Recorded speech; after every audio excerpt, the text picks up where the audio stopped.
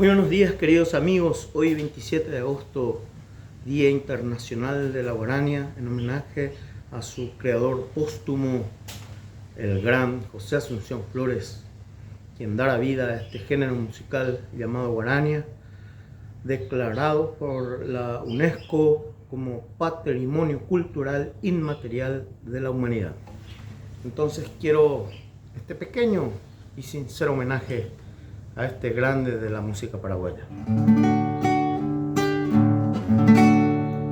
Peine y pajaite pendebe apurajei, deche y bosti ponente, saplerein temboajá, amano handayuei, ne mandó a Jaramo, regenduno con baracapú, eremi verá, hectase macanundu.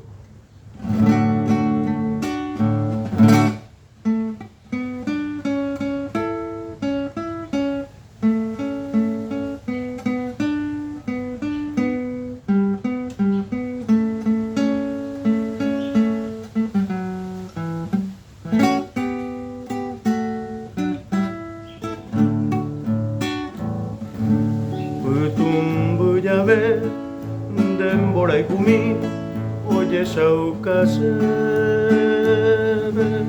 aje kui hangua, pose corazón wi semba embese. No olvides, mujer, mi nombre y mi amor,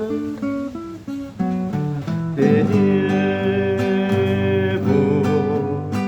la cruz de un hondo dolor.